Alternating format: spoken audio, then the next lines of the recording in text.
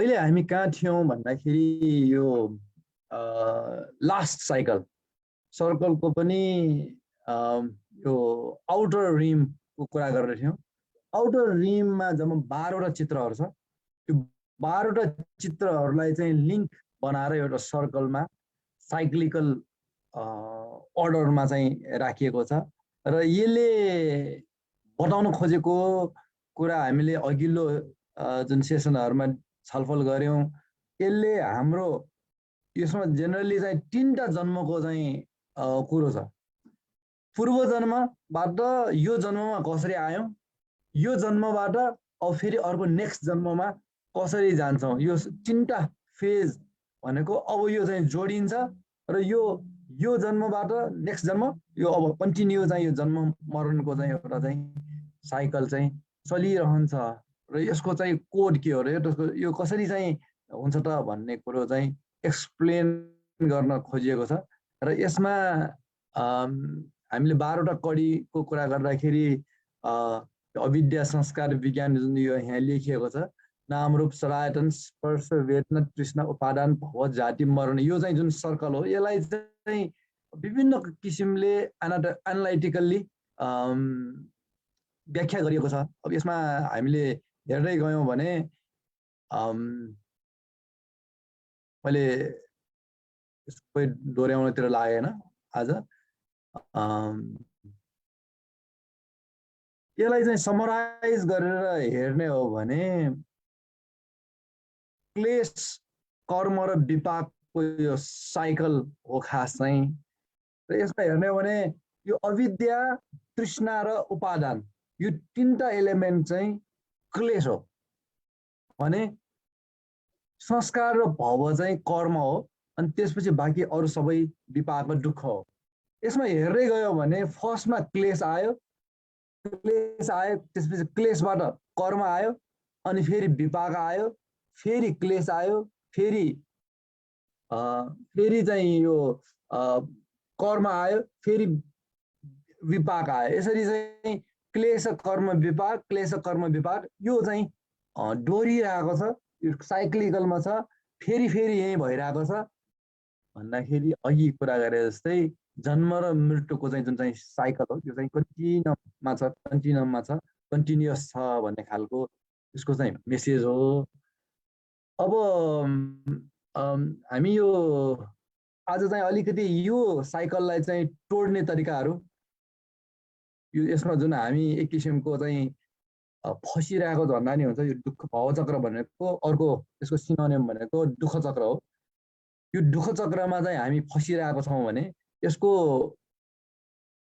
समाधान के हो, कहाँनिर यसलाई तोड्न सकिन्छ, के हो त भन्ने खालको यो कुरो हामी अलिकति त्यसमा छलफल गर्छौँ होला आज।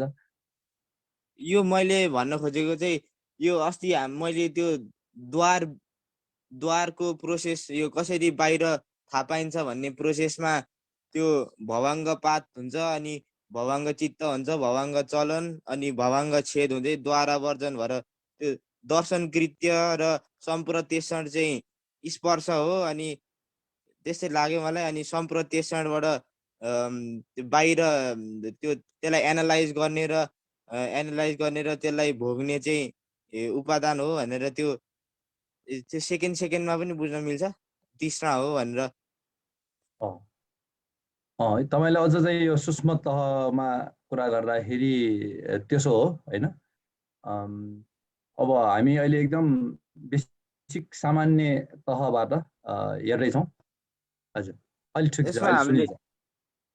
यसो हामीले त्यो बाहिरको इन्फर्मेसनलाई एनालाइज गरेर अनि त्यसलाई त्यसलाई व्यवस्थापन गरेर अनि त्यसलाई भोग्छौँ, रसास्वाद गर्छौँ, अनि रसास्वाद गरेर फेरि एकचोटि समात्छौँ, अनि त्यसलाई त्यो भावमा कसरी जान्छौँ भनेर कर्म चाहिँ कसरी गर्छौँ भने त्यसमा चाहिँ स्पष्टै भएन। अनि त्यो चाहिँ मलाई कन्फ्युज लागेको। अब यहाँ यो 12वटा कडीमा चाहिँ हेर्ने हो भने यो यस्तो कन्टिन्युम छ कि छ नि, तपाईँले कतिपय कुरा चाहिँ तपाईँको आफ्नो कन्ट्रोलमा छैन कि कतिपय कुराहरू यसमा। जस्तै विज्ञानबाट नाम रूप उत्पन्न हुन्छ भन्ने जुन पोइन्ट छ हैन। अब यी कुराहरुमा चाहिँ आफ्नो कन्ट्रोलमा चाहिँ खासै हुँदैन है। नाम रूपबाट सडायटन उत्पन्न हुन्छ।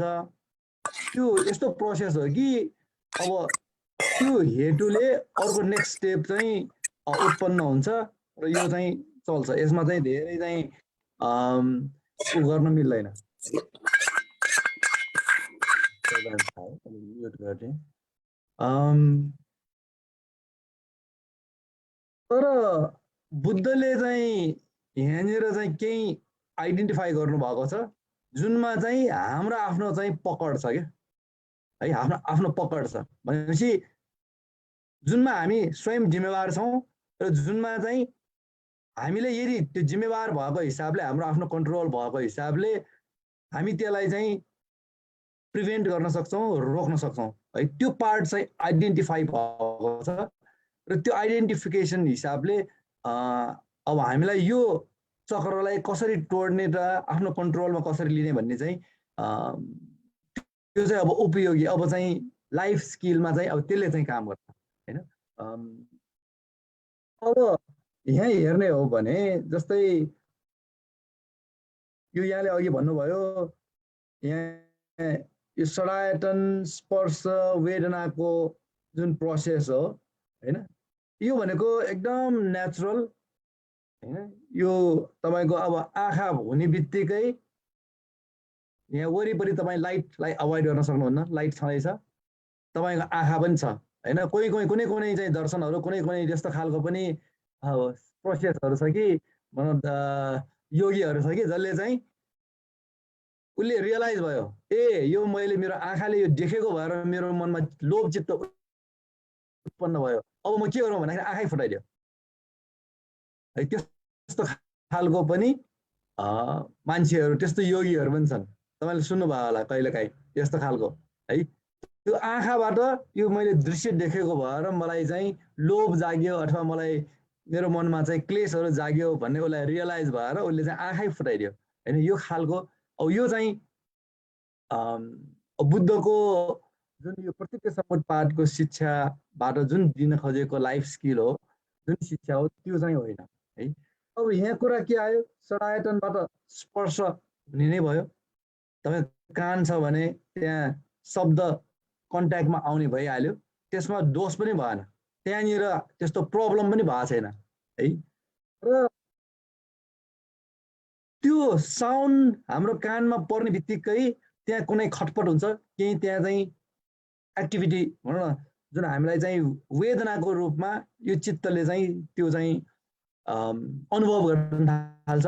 जुन साउन्ड आयो भने चाहिँ अनुभव चाहिँ हुन्छ। त्यो अनुभव वेदन त्यहाँबाट सुरु हुन्छ भने त्यो सुखद वेदन, दुःखद वेदन, अदुःख असुख वेदन, विभिन्न किसिमको तीनवटा किसिमको वेदनाको रूपमा चाहिँ त्यो हाम्रो शरीर र चित्तको मैले के भन्दै थिएँ भन्दाखेरि यो सडायटन र सडायटन भन्नापछि कान नाक यिनीहरू भयो।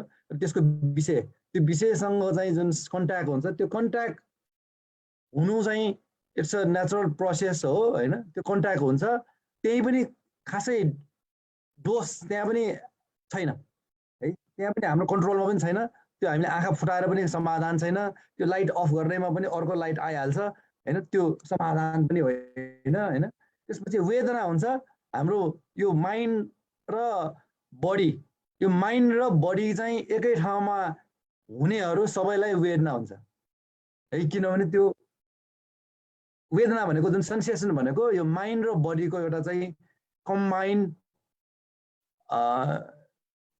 इफेक्टबाट एउटा चाहिँ हामीलाई चाहिँ अनुभव हुने चिज भयो। सो वेदना हुन्छ त्यहाँनिर पनि, त्यहाँसम्मलाई चाहिँ हामी चाहिँ के भन्छौँ भन्दाखेरि त्यो हामी त्यसमा धेरै इन्टरभेन्सन गर्दैनौँ। टेन्सन इन्टरभेन्सन गर्न पनि सकिँदैन हैन, त्यतातिर हामी चाहिँ गर्दैनौँ। मात्र यहाँनिर के गर्छौँ हामी, होस मात्रै राख्छौँ, एकदम होस अवेर मात्रै हुन्छौँ। यसो भइरहेछ अवेर, आँखा छ बाहिर चाहिँ आँखाको चाहिँ विषय छ, रूप छ, होस मात्रै।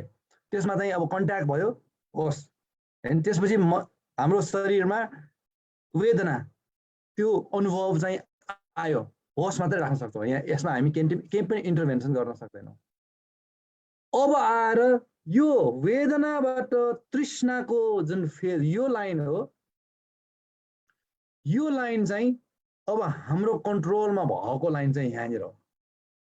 त्यसैले अघि जुन तपाईँले जुन भन्नु उठाउनु भएको प्रश्न हो, कर्म कसरी बन्छ त भन्ने जुन प्रश्न हो, कर्म कसरी चाहिँ आउँछ त, कर्मको अर्थ चाहिँ के हो भन्दाखेरि एउटा अर्को एङ्गलबाट बुझ्ने हो भने कर्म भनेको तपाईँ आफू रेस्पोन्सिबल भएर तपाईँले इन्टेन्ट लगाएर तपाईँले त्यो इन्टेन्सन त्यो एउटा चाहिँ गरेको कारणले गर्दाखेरि त्यो चाहिँ एउटा प्रवृत्तिको रूपमा, त्यो एउटा चाहिँ एउटा इम्प्रिन्टको रूपमा, त्यो एउटा चाहिँ अब हामी अर्को भन्दा ह्याबिट जस्तो अथवा बानी जस्तो हैन, जुन चाहिँ नेक्स्ट एक्टको लागि, नेक्स्ट एक्टिभिटीको लागि चाहिँ त्यो एउटा चाहिँ ब्याकग्राउन्ड कारण बन्ने त्यो चिज चाहिँ हामी संस्कार भनेर जुन भनिरहेका छौँ, कर्म संस्कार भन्छौँ। अब यहाँनिर चाहिँ के हुन्छ भन्दाखेरि यो वेदनाको पार्टमा वेदनाबाट तृष्णामा चाहिँ जान अनिवार्य छैन, त्यही हो। अब की चाहिँ यहाँ हो है, की चाहिँ यहाँनिर हो। वेदनाबाट तृष्णामा जान त्यो अनिवार्य धर्म होइन। जबकि अघिको कुरा जुन हामी भन्यौँ संस्कारबाट विज्ञान, विज्ञानबाट नामरूप, नामरूपबाट षडायतन, षडायतन, यो चाहिँ अनिवार्य धर्म हुन्। यिनीहरू चाहिँ यो हेतु फलको जुन चक्र चाहिँ तपाईँको कन्ट्रोलमा छैन भने वेदनाबाट तृष्णामा जाने जुन यो लिङ्क हो, यो लिङ्क चाहिँ अनिवार्य होइन। अब यहाँनिर यो कीलाई चाहिँ बुझेपछि अब हामी अगाडि चाहिँ यो धर्मचक्रलाई चाहिँ कन्भर्ट, यो भवचक्र, यो दुःख चक्रलाई चाहिँ धर्मचक्रमा चाहिँ कन्भर्ट गर्न सक्ने पोइन्ट भनेको यहाँनिर हो। जुन यहाँ यो चित्रमा हेर्ने हो भने वेदना पच्चया तन्हा, वेदनाले तृष्णा उत्पन्न हुन्छ भन्ने जुन लिङ्क हो, यो लिङ्क चाहिँ हाम्रो लागि राइट पोइन्ट हैन, टु कट। यो पोइन्ट चाहिँ हाम्रो चाहिँ कट गर्न सक्ने र कट गर्नुपर्ने पोइन्ट चाहिँ यहाँनिर हो भनेर चाहिँ यसरी बुद्धले पोइन्ट आउट गर्नुभएको भएर अब बुद्धको शिक्षा हामीलाई उपयोगी भयो। नभए चाहिँ अब यस्तै हुन्छ, दुःख चक्र यस्तै चलिराख्छ भनेर यदि छोडिदिएको भए हाम्रो खास बुद्धसँग त्यस्तो खासै लेना देना चाहिँ हुँदैन थियो होला हैन। निशानजी, मैले यहाँको कुरालाई रेस्पोन्ड गरेको कुरा यही लाइनमा हो तपाईँले सोध्न खोज्नु भएको? विचारहरू केही छ भने हामी अर्को 2-4 मिनट त्यसमा लायौँ अनि त्यसपछि हामी नयाँ कन्टेन्टमा जाउँला। हाम्रो जोनजी, अनिशजी केही विचारहरू छ? विनोद दाई?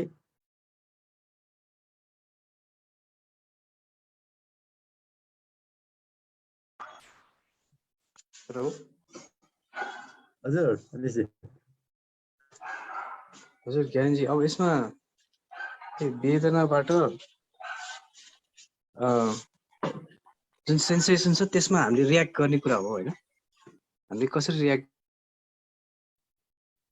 गर्छौँ भन्ने कुरा चाहिँ हाम्रो चोइसमा भर पर्छ। अरू कुरा चाहिँ हाम्रो हातमा छैन। हाम्रो हातमा भएको कुरा चाहिँ जे चिज भइरहेको छ त्यो भइरहेको कुरामा हाम्रो हात छैन। तर जे चिज भइरहेको छ त्यसप्रति हामीले कसरी रियाक्ट गर्छौँ अथवा कसरी रेस्पोन्ड गर्छौँ भन्ने कुरा चाहिँ हाम्रो हातमा छ भन्ने कुरा नै भयो होइन। मैले बुझेको चाहिँ त्यति नै भयो। एकदम एक्ज्याक्टली त्यही नै हो। र साँच्चै इन्टरभेन्सन गर्न सक्ने पोइन्ट यो हो। र यहाँनिर इन्टरभेन्सन गरिसकेपछि त्यसपछि लिङ्कहरू चाहिँ टुट्ने चाहिँ एरिया चाहिँ यो पनि हो। त्यो जुन विज्ञानबाट, अविद्याबाट जुन संस्कार उत्पन्न हुन्छ भन्ने जुन पोइन्ट छ हैन, त्यो अविद्याबाट संस्कार उत्पन्न हुन्छ भन्ने पार्टमा पनि त्यसको इफेक्ट चाहिँ हुन्छ। किन भन्दाखेरि अब हामी यो कुरा यही एक्सप्लेन मैले गर्नतिर चाहिँ गइरहेको थिएँ।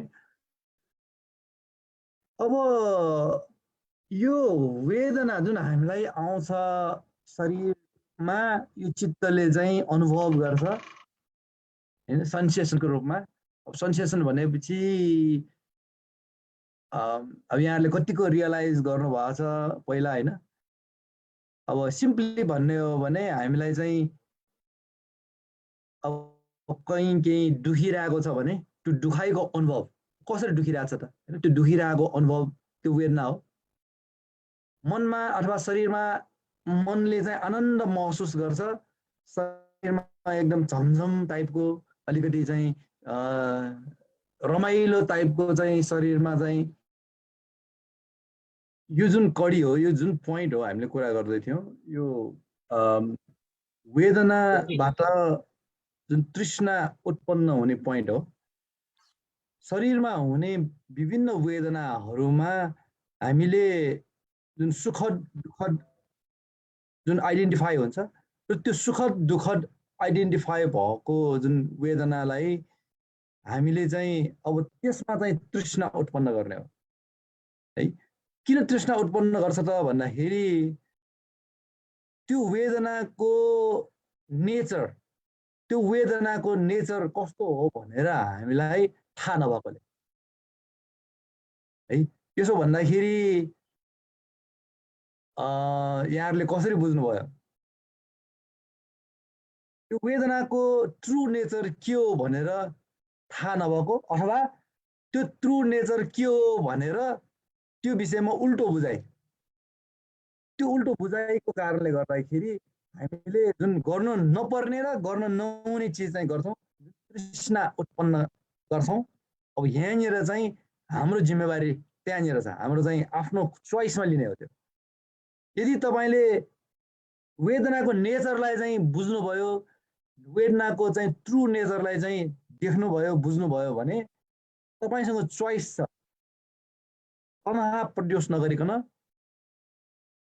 त्यसको सट्टा चाहिँ प्रज्ञा प्रड्युस गर्ने चाहिँ त्यो चाहिँ तपाईँको चोइस थियो।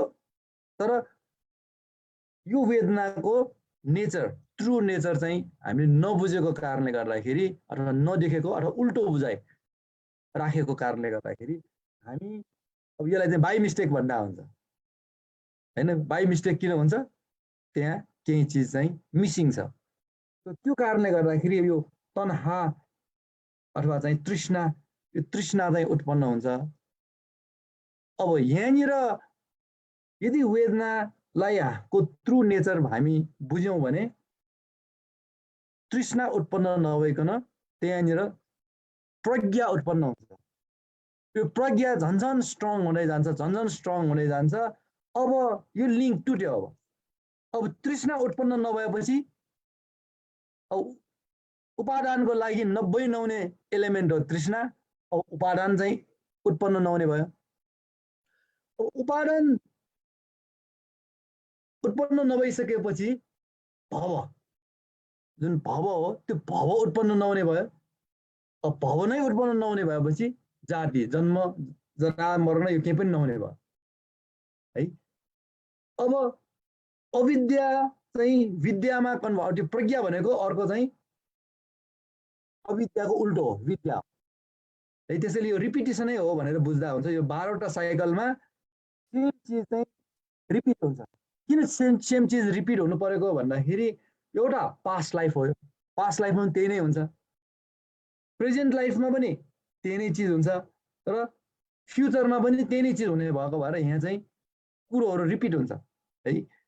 तृष्णा र अविद्या भनेको एक हिसाबले सिनोनिमस नै हो। यसमा चाहिँ धेरै भेट छुट्याउन नै आवश्यक छैन। तृष्णा र अविद्या भनेको मोटामोटी रूपमा त्यो एउटै नै हो, त्यो रिपिटेसनै हो भनेर बुझ्दा हुन्छ।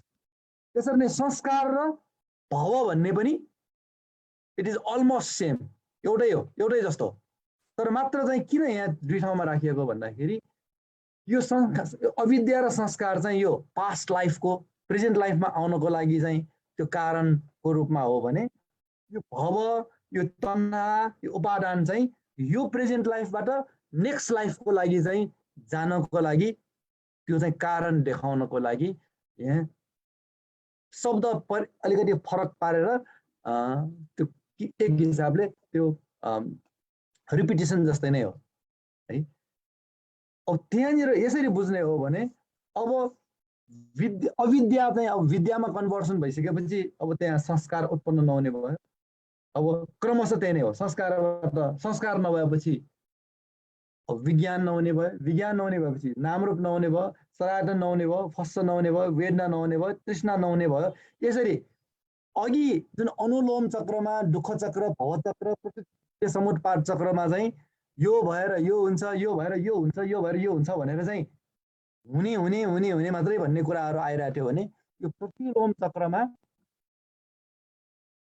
यो कैँचीले च्वाट्ट काट्न सक्ने चाहिँ जुन पोइन्ट चाहिँ आइडेन्टिफाई भयो, अब यहाँनिर चाहिँ यसलाई चाहिँ काटिसकेपछि अब तृष्णा छैन, तृष्णा नभएपछि उपादान छैन, उपादान नभएपछि भव छैन भनेर यसरी यो निरोध भएको, यो निरोध हुँदै गएको चाहिँ हुने चाहिँ जुन प्रक्रिया हो त्यसलाई प्रतिलोम ज्ञान भन्छ।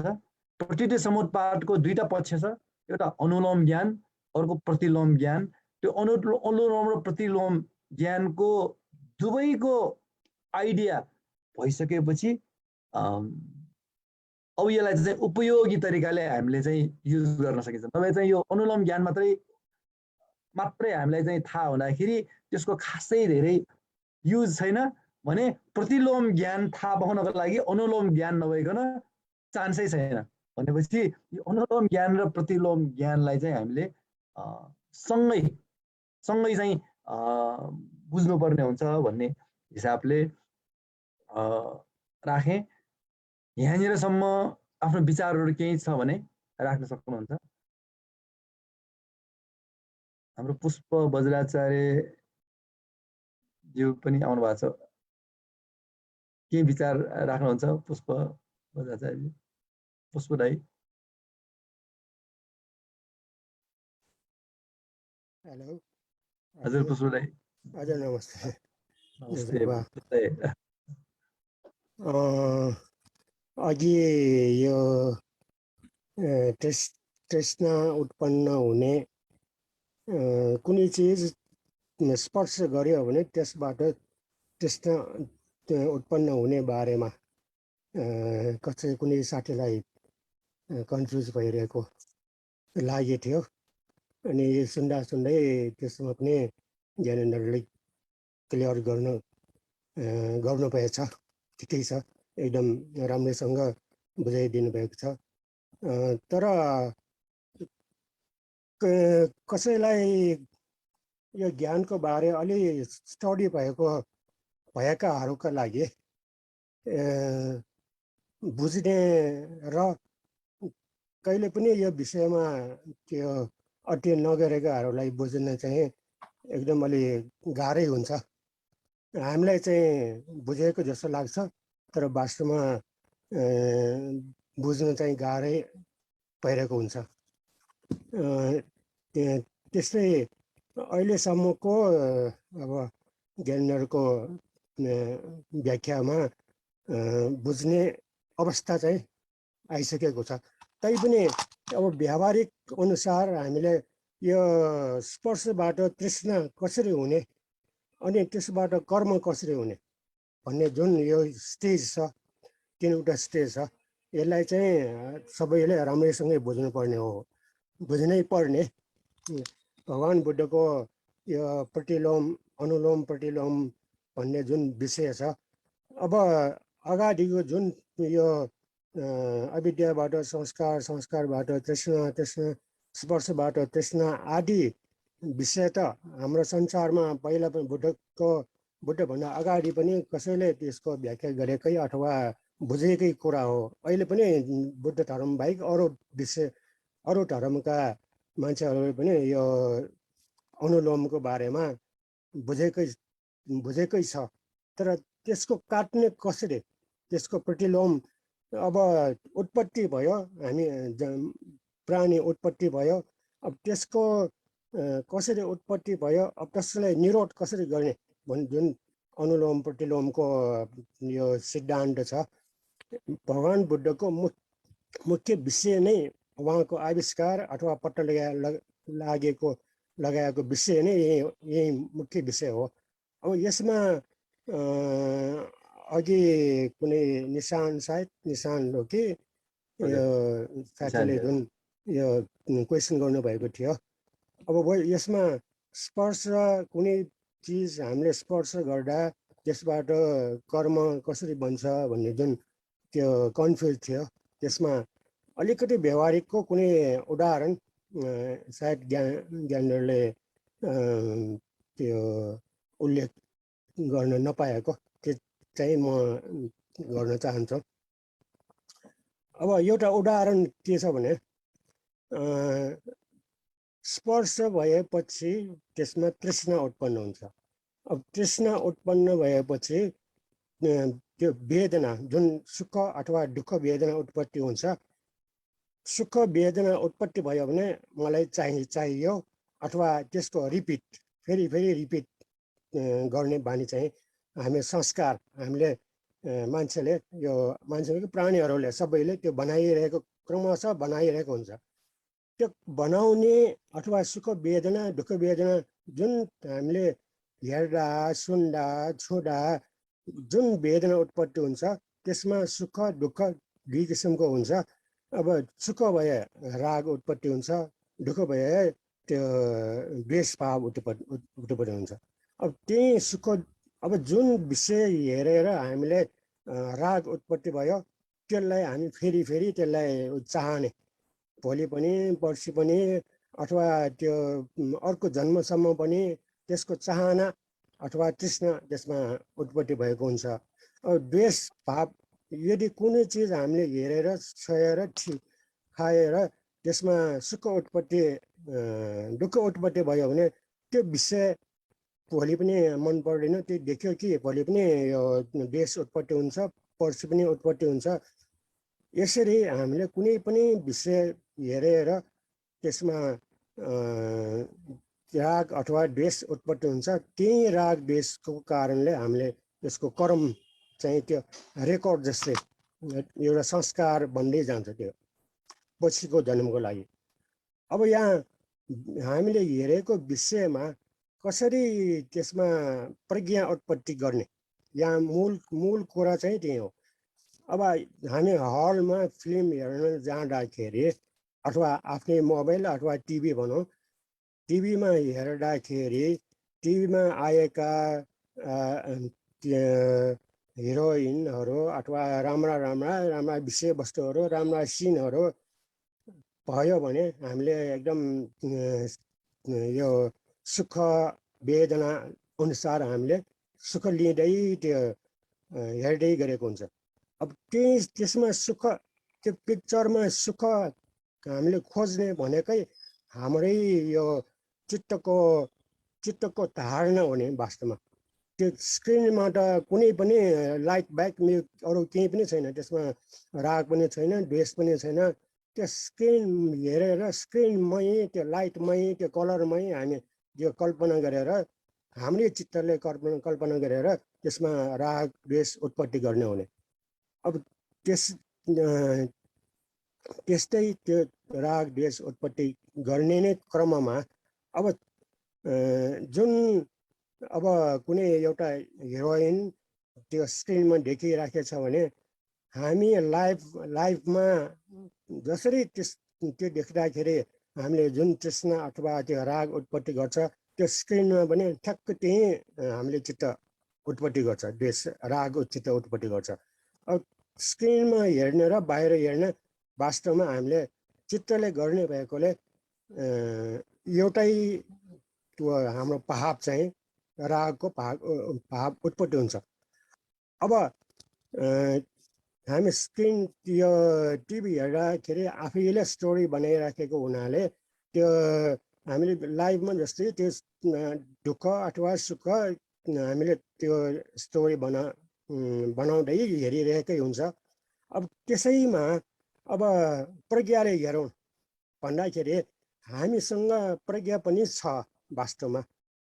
अब व्यावहारिक प्रज्ञा भनौँ, व्यावहारिक प्रज्ञामा अब त्यही टिभीमा त्यही स्क्रिनमा एउटा बाघ बाघ चाहिँ हामीतर्फ दौडेर हामीलाई झम्टिने गरी त्यो बाघ दौडेर आयो अथवा हात्ती दौडेर आयो भने हामी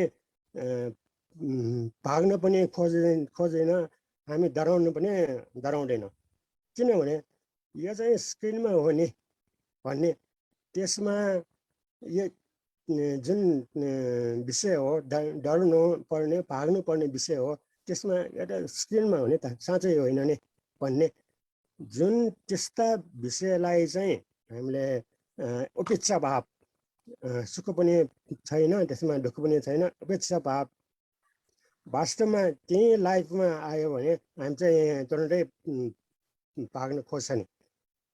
ठिक त्यस्तै यो जुन हामी यो इन्द्रियद्वारा यो संसारमा देखिरहेका सुनिरहेका जुन विषय वस्तुहरू छ, त्यसमा राग अथवा द्वेष भाव हामीले जुन आलम्बन गर्दै त्यो बनाउँदै गरिरहेको हुन्छ, मूल त्यो वास्तविक त्यो होइन। अब एउटा अर्को उदाहरण, अब कुनै बेला यो हिमालहरू काठमाडौँको एकदम सफासँग देखेको हुन्छ,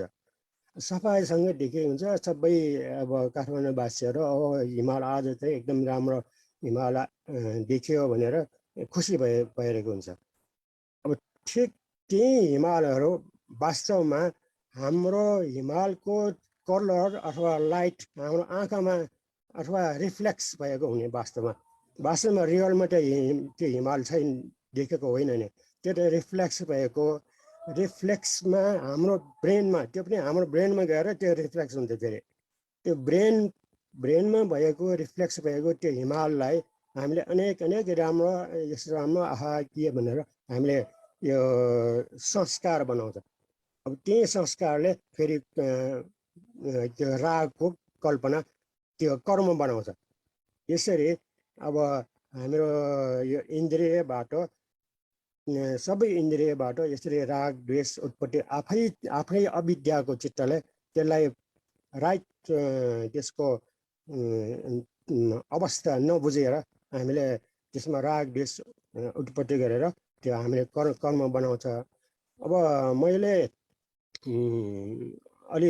अलि यसरी बुझायो भने अलि सजिलो होला कि भनेर मैले ठानेको हो।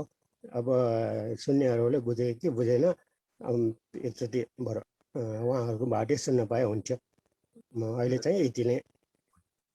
धेरै धेरै धन्यवाद पशु दाइले कुरालाई अझ स्पष्ट रूपमा उदाहरण सहित चाहिँ दिनुभयो जस्तो लाग्यो। यसमा हाम्रो साथीहरूबाट केही थप कुराहरू, जस्तै यो निशानजीले नै अघिको कुरामा केही स्पष्टता आयो कि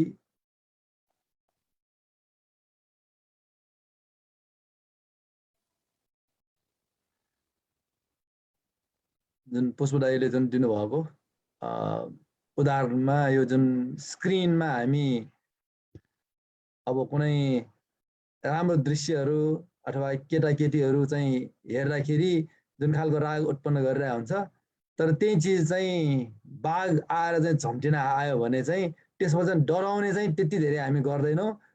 त्यहीँनिर हामी चाहिँ फेरि याद पनि गरिरहेको हुन्छौँ, यो त स्क्रिन मात्रै हो न के हो भन्ने खालको त्यो चोइस पनि हामी त्यो सँगसँगै नै लिइरहेको हुन्छौँ। भनेपछि हामीलाई त्यस्तो अलग्गै खालको चिज चाहिँ त्यो जुन बुझाइ, त्यसको थ्रु बुझाइ राख्न र नराख्नमा त्यस्तो नयाँ चिज चाहिँ एकदम इन्जेक्ट गर्नुपर्ने पनि होइन रहेछ। वास्तवमा हामीसँग त्यो गर्ने क्षमता अलरेडी हामीसँग रहेछ, मात्र हामी चाहिँ चोइस चाहिँ के लिन्छौँ भन्दाखेरि जुन फल्स, जुन असत्यमा आधारित राग उत्पन्न गर्ने अथवा चाहिँ तृष्णा उत्पन्न गर्ने त्यो चाहिँ चुज गर्छौँ।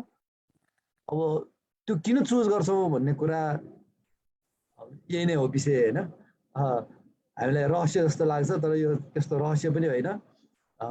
त्यो चाहिँ यो उदाहरणबाट चाहिँ अलिक क्लियर भयो जस्तो लाग्छ।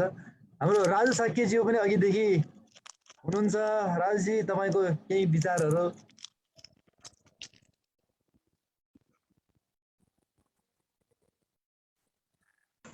सुन्दैछु, धेरै राम्रो लागिरहेछ, बुझ्दैछु बिस्तारै। हजुर अहिले यो वेदनाबाट तृष्णा अथवा यो दुःखबाट यो जुन चक्रबाट चाहिँ निस्किने कुराहरू भइरहेछ होइन, यसमा कुनै आफ्नो केही आइडियाहरू केही चाहिँ छ भने त्यो पनि राख्न सक्नुहुन्छ। हामी अलि अगाडि बढौँ होला।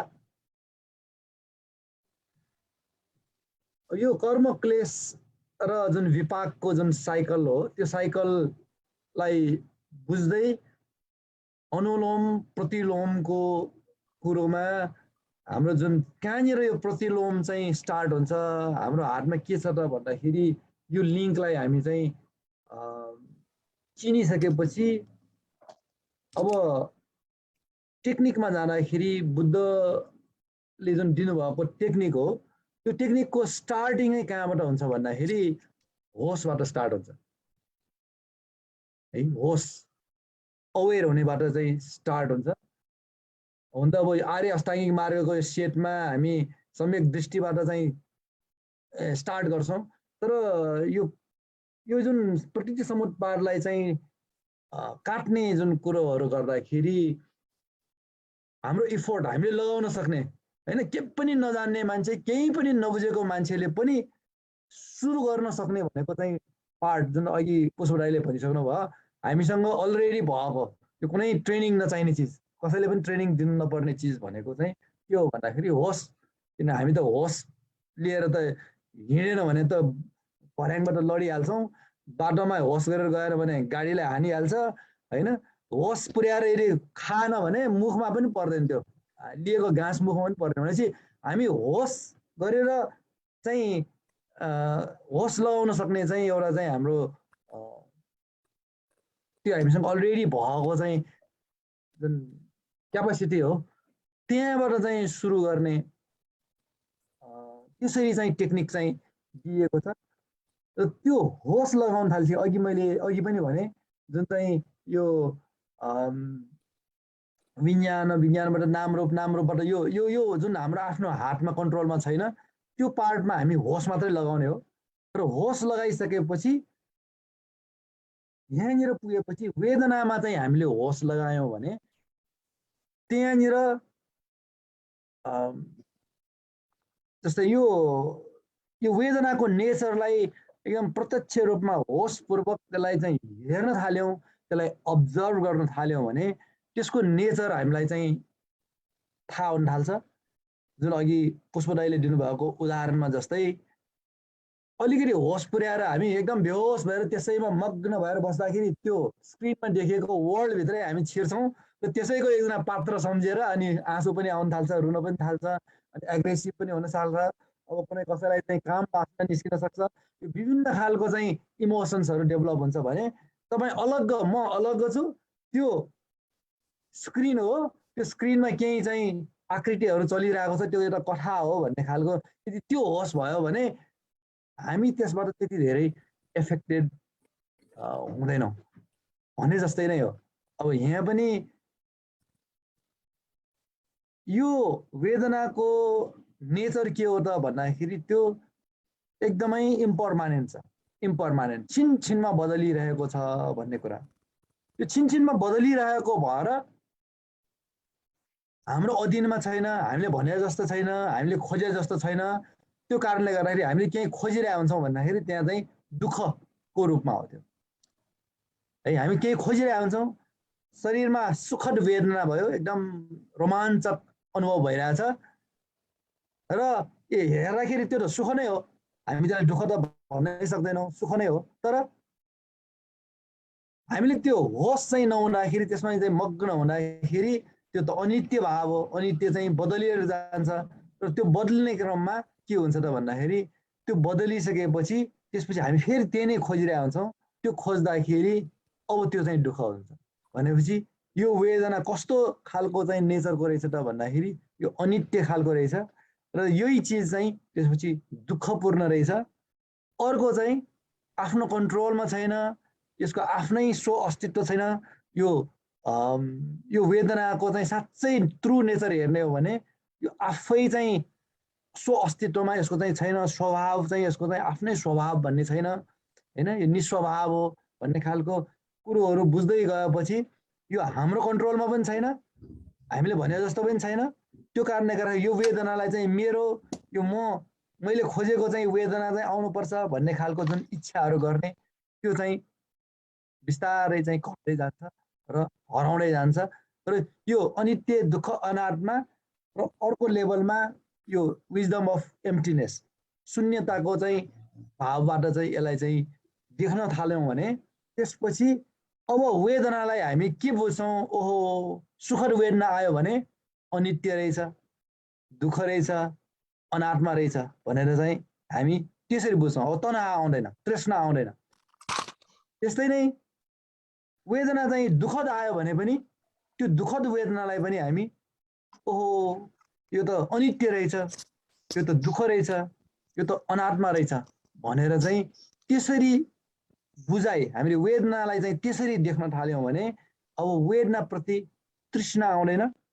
तृष्णा नआएपछि यो जुन तिनवटा अनित्य, दुःख, अनात्मा त्रिलक्षणको कुरो हो, त्यो त्रिलक्षणको त्यो बुझाइलाई चाहिँ त्यसलाई नै प्रज्ञा भन्ने हो। अब वेदनाले त अघि झन् दुःख दिइरहेको थियो, अब यति फर्मुला बुझ्ने बित्तिकै जति जति वेदनाहरू आउँछ, जति जति इन्टेन्स दुःखद आउला अथवा सुखद, इन्टेन्स सुखद आउला अथवा इन्टेन्स रूपको चाहिँ दुःखद वेदनाहरू आउँछ, हामीलाई त्यसले झन् स्ट्रङ, झन् इन्टेन्स प्रज्ञा मात्र उत्पन्न गर्छ। पहिला के हुन्थ्यो? इन्टेन्स खालको दुःखद वेदना आउँदाखेरि एकदम इन्टेन्स खालको त्यो तृष्णा उत्पन्न हुन्थ्यो। कस्तो तृष्णा भन्दाखेरि त्यो अनुभवबाट विमुख हुने, त्यो तृष्णा, त्यो अनुभवलाई हटाउने, त्यो अवस्थाबाट छिटो छिटो भाग्ने एकदमै स्ट्रङ चाहिँ त्यस्तो खालको तृष्णा आउँथ्यो भने, त्यस्तै सुखद अनुभव भयो भने त्यो त्यतातिर धकेलिने, त्यतातिर दौडिने, त्योतिर त्यो लिन जाने चाहिँ जुन चाहना हो त्यो एकदमै स्ट्रङ भएर आउँथ्यो भने अब यो फर्मुला जान्ने बित्तिकै जति जति इन्टेन्स वेदना आयो त्यति इन्टेन्स खालको चाहिँ प्रज्ञा उत्पन्न हुन्छ। अनि त्यसलाई एकदम क्लियरली, बढी चाहिँ क्लियरली बुझ्न थाल्छ, दुःखलाई पनि अझ क्लियरली बुझ्न थाल्छ, अनात्मालाई पनि अझ क्लियरली बुझ्न थाल्छ। भनेपछि अब साइकल उल्ट्यो है, साइकल उल्ट्यो, वेदनाबाट प्रज्ञाको उत्पन्न भयो। अब प्रज्ञाको उत्पन्न भइसकेपछि अब त्यहाँ टेक्निकमा छ, टेक्निकमा के आउँछ भन्दाखेरि होस हामीले राख्न थाल्ने। होस राख्न थाल्दाखेरि त्यहाँ देखिन्छ हाम्रो चित्तमा क्लेश उत्पन्न भइरहेछ, हाम्रो चित्तमा हैन कुनै खालको चाहिँ कुशल चित्तहरू उत्पन्न भइरहेछ, हाम्रो चित्तमा कुनै नेगेटिभ, नकारात्मक चित्तहरू चाहिँ उत्पन्न भइरहेछ। कस्तो खालको चित्त उत्पन्न भइरहेछ भन्ने हामीलाई होस हुन थाल्छ। पहिला होसै नहुँदाखेरि, चालै नपाउँदाखेरि अकुशल आइरहेछ थाहा छैन, कुशल आइरहेछ थाहा छैन, राम्रो चित्त उत्पन्न भइरहेछ थाहा छैन, नराम्रो चित्त उत्पन्न भइरहेछ थाहा छैन है, होसै छैन, कसरी थाहा हुनु? जब होस राख्न थाल्छ त्यो चित्तमा उत्पन्न भइरहेको क्याटेगोराइज गर्छौँ। यो चाहिँ कुशल चित्त हो जसले चाहिँ हामीलाई पोजिटिभ, सकारात्मकतिर लान्छ, यो चाहिँ नेगेटिभ हो, यो चाहिँ नकारात्मकतिर लाने हो भन्ने बित्तिकै अब हाम्रो प्रयत्न के हुन्छ त भन्दाखेरि यो सम्यक व्यायामको कुरा आउँछ। प्रयत्न के हुन्छ त भन्दाखेरि त्यो अकुशललाई चाहिँ काट्दै लाने, घटाउँदै लाने र उत्पन्न नभएकोलाई उत्पन्न हुनै नदिने, त्यसलाई चाहिँ बन्द गरिदिने, त्यसलाई डिस्करेज गर्ने, त्योतिर हाम्रो चाहिँ इफोर्ट रहन्छ। भने जुन कुशल चित्त हो, जसले चाहिँ सकारात्मक हो, जसले चाहिँ हामीलाई चाहिँ प्रोग्रेसतिर लान्छ, त्यसलाई चाहिँ बढावा दिने, सम्वर्धन गर्ने, त्यसलाई चाहिँ झन्झन चाहिँ त्यो खालको हाम्रो चाहिँ टेन्डेन्सीमा जान्छ। हामी त्यो सम्यक व्यायाम, त्यस्तो खालको चाहिँ प्रयत्नमा जान्छ र क्रमशः सम्यक समाधिको कुरा आउँछ, चित्तलाई एकाग्र गर्ने। यो अभ्यास गर्ने क्रममा अब हाम्रो वचनहरू संयम हुन थाल्छ, कर्म, शरीरबाट गर्ने कामहरू संयम हुन थाल्छ, आजीविका चाहिँ राइटतिर जान्छ, त्यो संयम हुन थाल्छ। त्यस्तै अब यो सबैको प्रडक्ट, यो सबैको रिजल्ट भनेको के हो भन्दाखेरि हाम्रो दृष्टिकोण, हाम्रो दृष्टि, हाम्रो जुन विचार, हाम्रो सोचाइ, हामीले जुन संसारलाई देख्ने, विषयवस्तुलाई हेर्ने जुन ढाँचा हो, त्यो ढाँचा चाहिँ अब फल्सबाट अब हामी ट्रुथतिर जान्छौँ हैन। ट्रुथमा चाहिँ हाम्रो चाहिँ क्ल्यारिटी आउँदै जान्छ र जति जति ट्रुथतिर चाहिँ हामी लाग्छौँ, ट्रुथको नजिक पुग्छौँ, त्यति यो अघिको माथिको कुराहरू झन् स्ट्रङ हुँदै जान्छ र यो अघिको जुन भवचक्रको चाहिँ साइकल चाहिँ उल्टिन्छ, पल्टिन्छ र त्यही चिज चाहिँ अब धर्मचक्रमा चाहिँ कन्भर्जन हुन्छ हैन। भनेपछि यो फर्मुला कस्तो भन्दाखेरि यो दुःखको चक्रलाई चाहिँ धर्मचक्रमा चाहिँ कन्भर्ट गर्ने यो टेक्निक हो भनेर चाहिँ यसरी बुझ्नु पर्ला। अब हामीसँग फाइनल मिनेट पनि छैन र तै पनि केही कुरा कसैको राख्न बाँकी प्रश्नकै रूपमा अथवा विचारको रूपमा छ भने अब हामी एकदम लास्ट केही विचारहरू चाहिँ को लागि ओपन गर्दै हामी अब बिदा हुन्छौँ। माइक अन गरेर आफ्नो कुराहरू राख्न सक्नुहुन्छ। ज्ञानेन्द्रजी। हजुर विराट दाइ। हजुर हजुर खास कमेन्ट भन्दाखेरि पनि यो के भन्छ, यो जुन यो फोटो देखिरहेछ नि हामीले हजुर हजुर अहिले तपाईँको स्क्रिनमा, हो त्यसमा यो के भन्छ नम्बर पार्ट 1 को साइडमा तपाईँले यो के भन्छ गोलो सर्कल लगाइरहनु भएको छ नि, अभिज्ञा अविद्या, त्यो मेरो विचारमा अविद्या नै होला। यो अविद्यालाई पाली भाषामा चाहिँ अविद्या भन्छ, अविद्या भन्छ, अनि संस्कारलाई चाहिँ पाली भाषामा चाहिँ संखार भन्छ। यो भाषाको मात्रै हो। संस्कार चाहिँ संस्कृत भाषामा भयो अनि संखारा भनेको चाहिँ पाली भाषामा हो। अनि यो विज्ञान भनेको चाहिँ त्यो होला, विज्ञान हो। विज्ञानलाई चाहिँ विज्ञान भन्छ, उसमा चाहिँ पाली भाषामा नाम रूप त भइहाल्यो है, नाम रूप। अनि सलायतन भन्छ, षडायतनलाई चाहिँ सलायतन भन्छ, अनि स्पर्शलाई चाहिँ फस्स भन्छ, वेदनालाई वेदना नै भयो, तृष्णालाई चाहिँ तनहा भन्छ। यो तनहा भन्ने अहिले हिन्दीमा चाहिँ जुन तनहा दिल भन्छ नि, त्यही शब्द हो। तृष्णा शब्द चाहिँ हिन्दीमा आएर चाहिँ तनहा भएको हो। त्यो बेला चाहिँ पाली भाषामा चाहिँ तनहा नै भन्थ्यो। उपादानै भयो, कर्मलाई कर्म, भव, जाति, अनि त्यसपछि जरा मरण। यो चाहिँ खासै भाषाको मात्रै कुरा हो। Thank you. अब हामी हजुर हजुर म अस्ति हजुरको लेक्चर मिस गरेँ। सानो एउटा मेरो जिज्ञासा छ हजुर। यो अविद्याबाट संस्कार, अविद्याबाट हामीले कुनै कर्म गर्दै जान्छौँ, खराब या कुशल या अकुशल, त्यसबाट संस्कार डेभलप हुन्छ, योसम्म मैले बुझ्छु हजुर। त्यसपछिको 3वटा स्टेप त्यति म बुझ्दिनँ। त्यसपछि विज्ञान, नाम रूप र षडायतन छ नि सर, त्यसको एक्चुअली लिङ्केज र त्यो भनेको के हो, छोटो बताइदिनु न सर। हजुर यसमा चाहिँ छ नि, संस्कारको पनि विभिन्न पक्षहरू छ हैन। त्यस्तै विज्ञानहरूको पनि विभिन्न एस्पेक्टबाट चाहिँ बुझाउन सकिन्छ। तर यहाँ चाहिँ हामीले एउटै मात्रलाई लियो भने एकदम क्लियर हुन्छ। के हो भन्दाखेरि यहाँ भन्न खोजेको संस्कार भनेको कर्म संस्कार हो। कर्म संस्कार भनेको जुन चाहिँ मृत्यु हुँदाखेरि के हुन्छ त भन्दाखेरि, अब यहाँले पनि सुन्नुभयो होला, हामीले पनि आफै त अब त्यो मृत्युशय्यामा नपुगेको भएर त्यो अनुभव त भएको छैन होला हैन। तर मृत्युशय्यामा पुगेकाहरूले भनेको चाहिँ कुराहरूबाट उनीहरूलाई चाहिँ त्यो पुरानो कुराहरू याद आउने, घर रिल घुमे जस्तो पहिलाको कुराहरू, त्यो पनि एकदम स्ट्रङ इमोसन्सहरू चाहिँ याद आउने हुन्छ भन्ने खालको कुराहरू छ हैन।